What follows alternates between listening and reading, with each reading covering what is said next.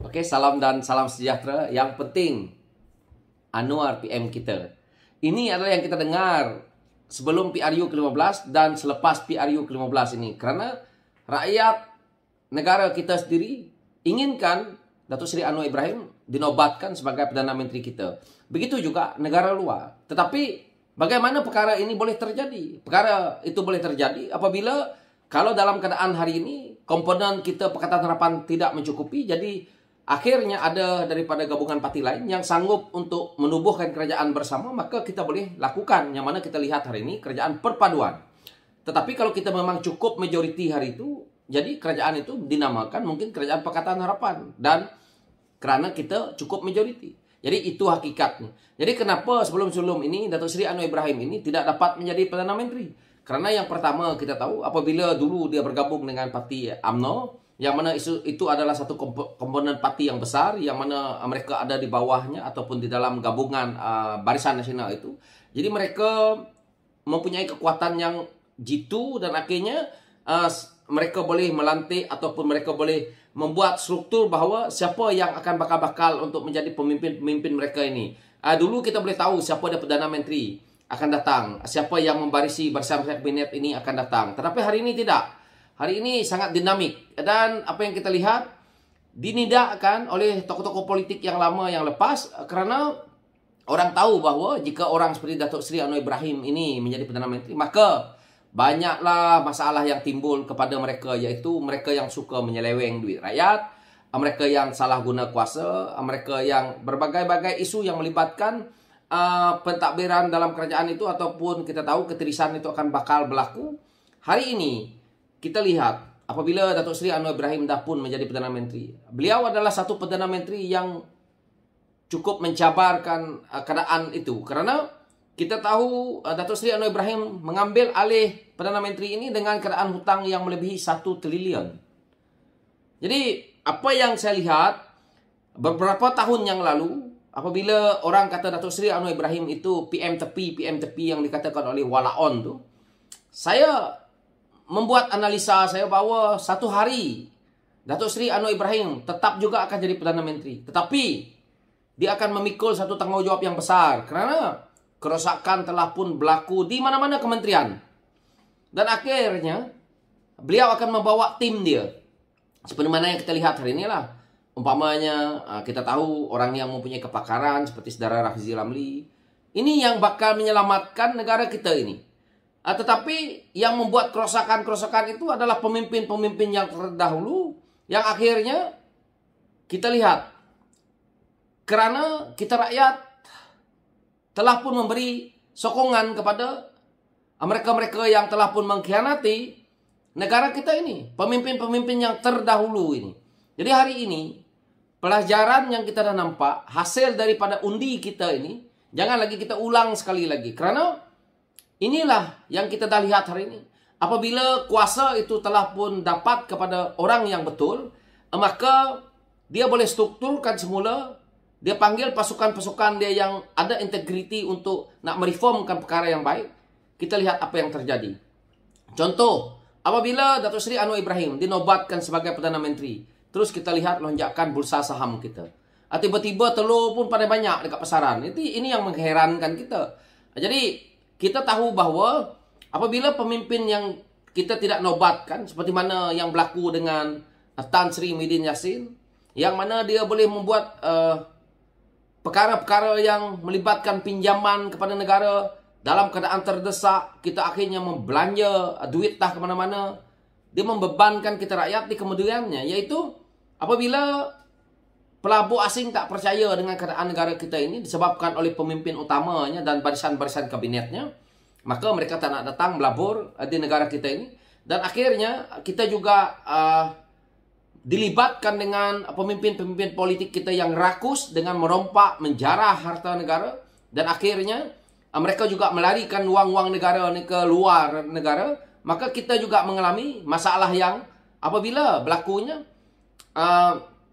masalah inflasi itu, yang mana dia tidak melibatkan orang-orang politik ini kerana mereka bergaji dan berjawatan tinggi ini tadi mempunyai keuangan yang cukup. Tetapi bagi rakyat biasa yang makan gaji 2,000, 3,000 ke bawah ni, akhirnya dihimpit. Hanya telur saja kita sudah pun pening kepala. Tapi mereka tidak merasakan apa-apa. Jadi kita rakyat hari ini kalau kita tengok, apabila orang yang tepat berada di landasan dia, maka kita lepas ini.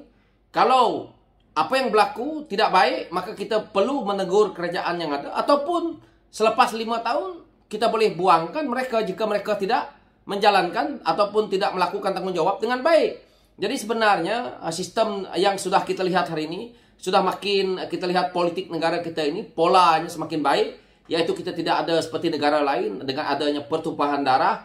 Cuma kita lihat pertelingkahan sedikit-sedikit, tidak melibatkan sengketa yang begitu teruk. Tetapi kita perlu hentikan isu-isu yang melibatkan, yang mana kita lihat pemimpin PAS, pemimpin Bersatu, yang mana mereka terang-terang mainkan isu perkauman dan agama, yang mana ini tidak menguntungkan negara kita ini. Tetapi hari ini, apabila kuasa ada di tangan kita kepada pemimpin yang betul, maka kita boleh lihat sedikit demi sedikit tu sudah ada peningkatan. Walaupun mereka baru hari ini, mereka terus dikritik oleh pihak-pihak pembangkang yang baru menjadi pembangkang ni, yang merasakan bahawa mereka lebih hebat. Kita boleh buktikan. Yang mana lepas ini kita agak tidak ada check and balance pada saya. Kerana pemimpin PAS kita tahu mana ada integriti yang dia mainkan isu agama. Dan nanti dia mainkan isu yang dia nak tanya dekat parlimen, isu arak. Yang dia nak tanya isu-isu yang macam tu. Jadi kita perlukan sebenarnya pembangkang yang kuat juga.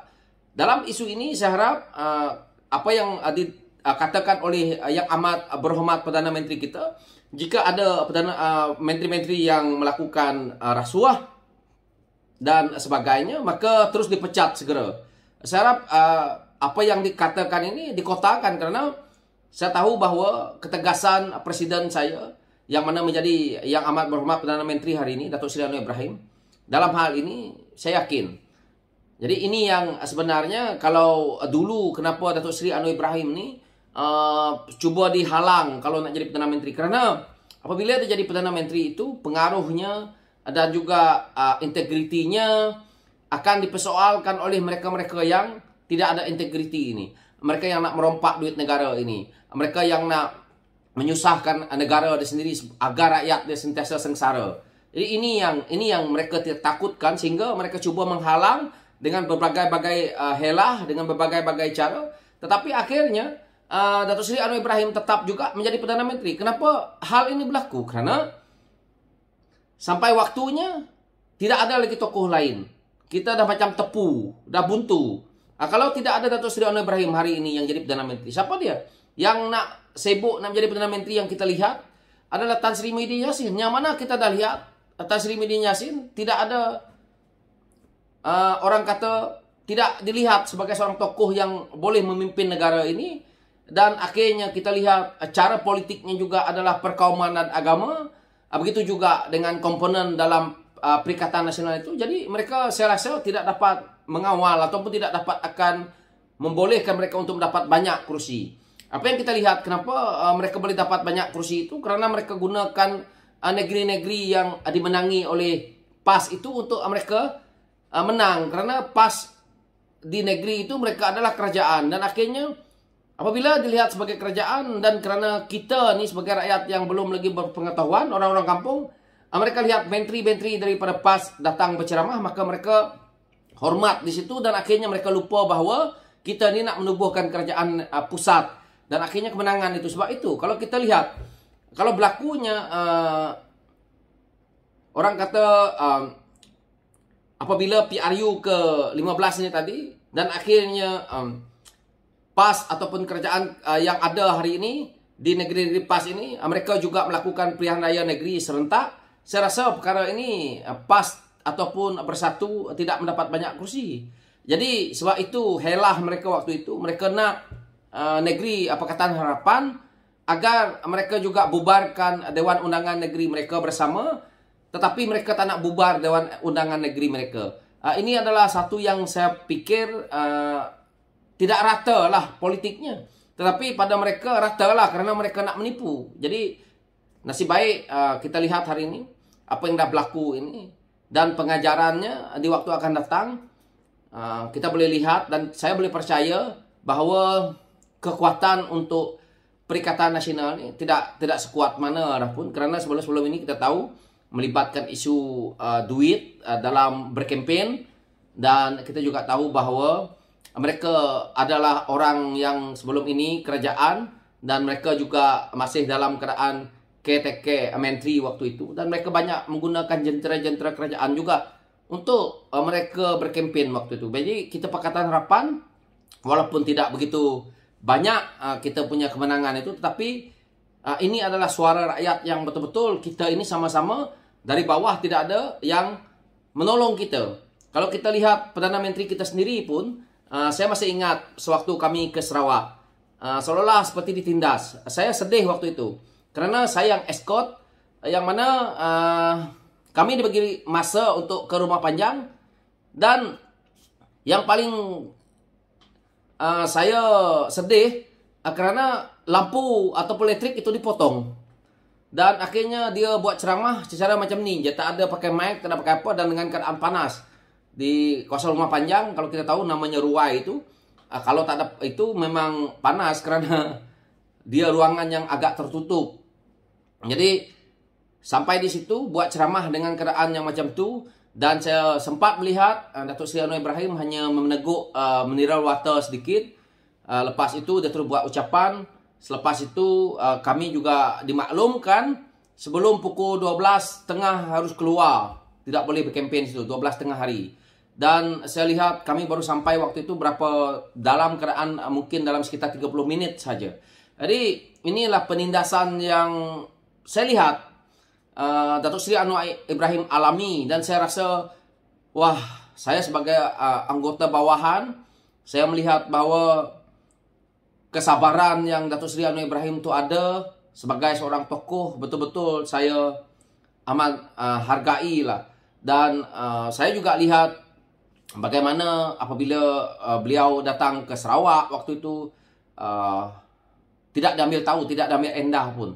Ini adalah kenangan yang agak manis saya lihat lah, dan saya bernasib baik kerana saya berada di barisan kepimpinan kanan PKR di Sarawak, dan saya menonton acara-acara yang orang kata seperti movie ini, yang mana dalam hati saya, bagaimana nih nanti kalau Datuk Seri Anwar Ibrahim ini jadi Perdana Menteri, apakah beliau akan dibuat seperti ini lagi apabila datang ke negeri saya ini. Tetapi akhirnya kita berdoa juga agar dia tetap jadi Perdana Menteri. Sebab itu kalau kita lihat kenapa ramai orang kata kali ini mesti pastikan Anwar jadi PM walau apa sekalipun. So akhirnya terjadi hari ini. So itulah pencerahan saya, dan sekian, terima kasih, thank you.